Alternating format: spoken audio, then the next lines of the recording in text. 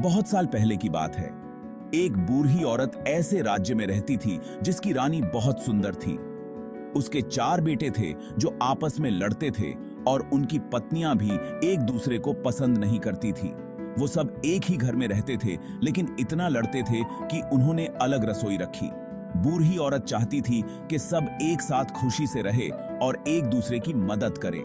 उसने धमकी दी कि वो सबको घर से निकल देगी अगर वो एक साथ मिलकर नहीं रहेंगे।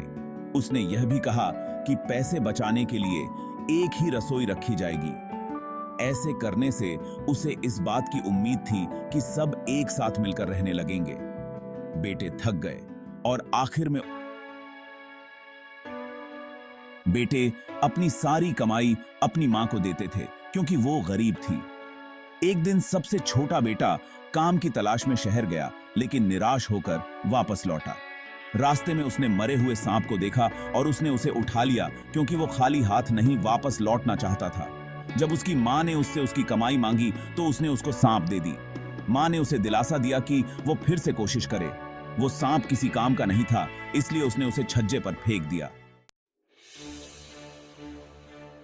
उसी दिन राज्य की रानी एक सुंदर से तालाब में नहाने गई।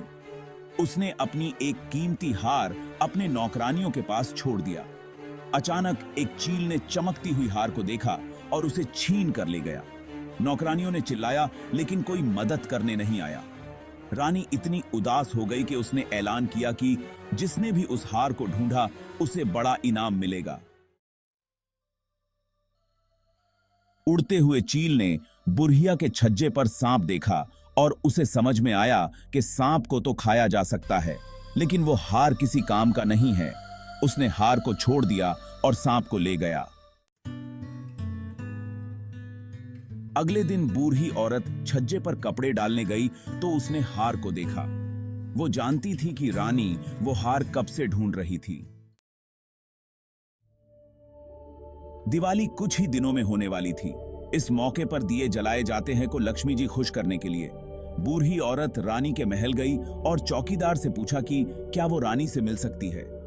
रानी ने हार को देखा तो वो बहुत खुश हो गई और उसने वादा किया कि वो बूढ़ी औरत को बड़ी रकम देगी। बूढ़ी औरत ने मना कर दिया और बोली, मैं गरीब हूं, इतनी बड़ी रकम मैं संभाल नहीं सकती। मेरी यह इच्छा है कि दिवाली पर सिर्फ मेरे ही घर में दिए जलाए जाए और किसी के घर में नहीं।